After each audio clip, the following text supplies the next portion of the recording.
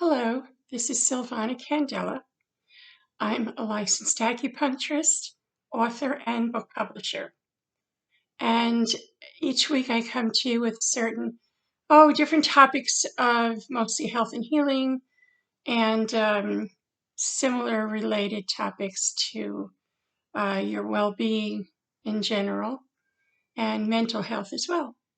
So today my topic is actually one of my favorite, living with hypersensitivity. And I can't believe I haven't talked about this before because it's actually a very big thing for me.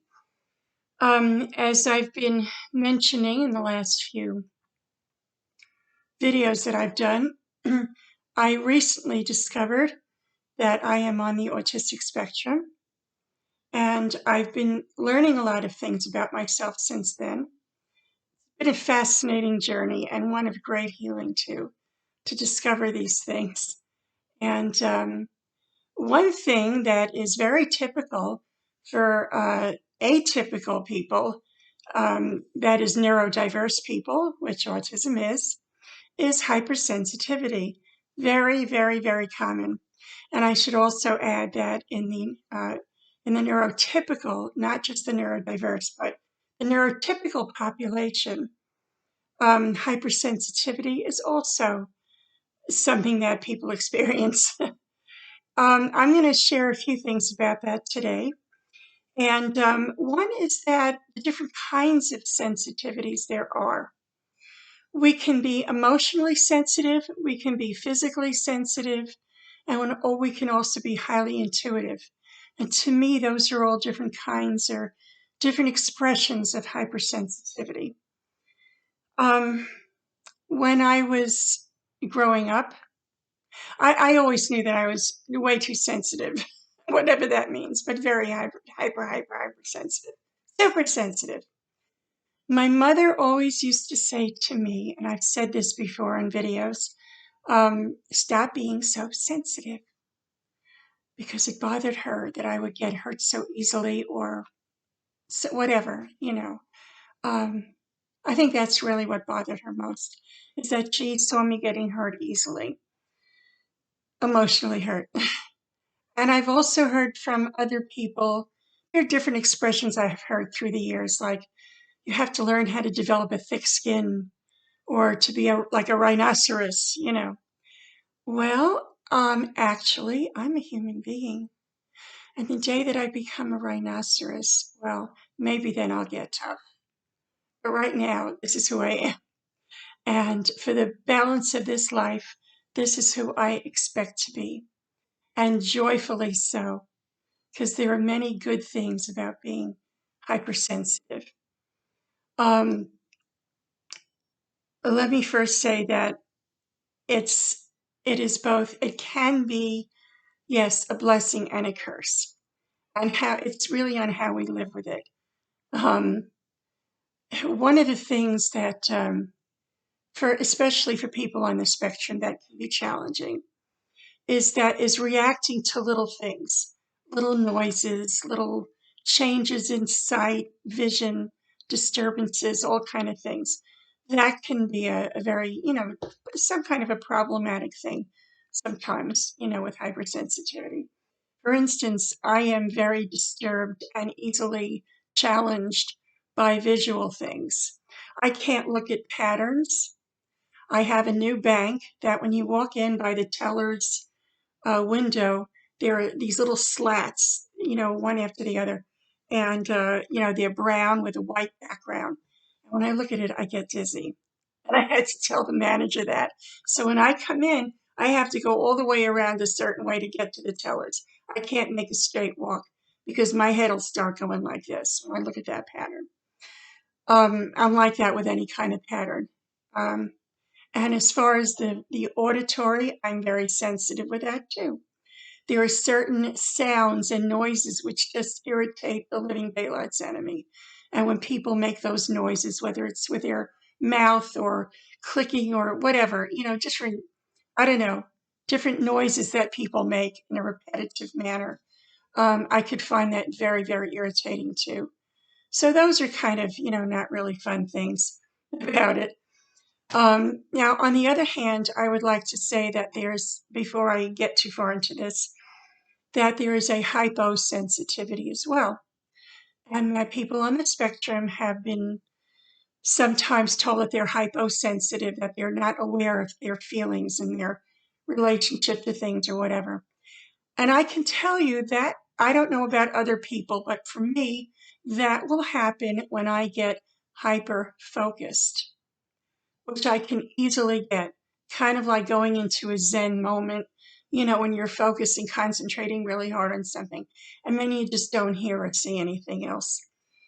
Um, I know people like that where you can be talking to them, and if they're thinking about something else, and I'm like this too, it's almost as if they're deaf, and you have to go, hello, you know, earth to whoever, to me, and to get that person's attention.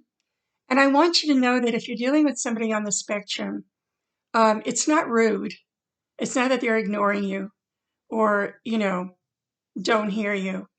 It's that this becomes so intensely fixated on whatever it is that it takes a moment or so, or a little longer than a moment, to break out of that, so that you can hear, you can come back to earth, come back to this dimension, and and kind of pick up where you left off, and hear what people are saying and so on.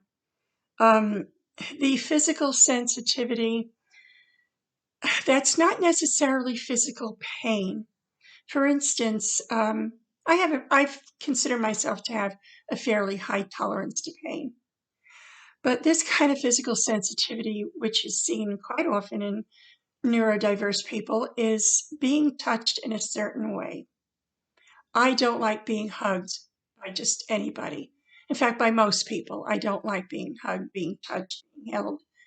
And that is very common, in the autistic community. But it's the kind of pressure sometimes you put on somebody, on touching someone like me. So, like a very light kind of touch like this, ugh. If you're going to hug me, but not hold, squeeze, grab, and crush, because I've had that too, or people who just don't know how to let go. Like make it a quickie, please, and a nice little warm little cute bear hug, quickie, goodbye. Everybody's different. And another thing I've heard, and I relate to with in regards to touch, is the weight of your blankets in bed. I know that I really feel I sleep so much better with heavy weights on me in bed, rather than a thin, light blanket. That just doesn't cut it. I like layers. So, yes, it presents a problem in the summer, but you can also get lighter blankets that are um, that are more porous, shall we say, like a comforter that's not very stuffed, but it'll have some weight to it. There are ways of doing that, of putting weight on you. So that's another issue. And the other thing I wanted to mention is being that this can be involved in being intuitive. So a lot of people on the spectrum or not can be very intuitive as part of this hypersensitivity, an awareness of things that goes beyond what the average person is aware of. That's very hard to explain, but it's the way I am, and I feel things coming. I can sense things are happening or about to happen, or there's like an energetic change around, whether it's the atmosphere, people, whatever. I feel an energetic change. And a lot of animals are like that too. So if you could understand that in animals, there are people like me who have that kind of hypersensitivity also, intuitive kind. Um, it's something that is worth exploring and listening to more videos. There's a lot out there, even some good TED Talks on hypersensitivity.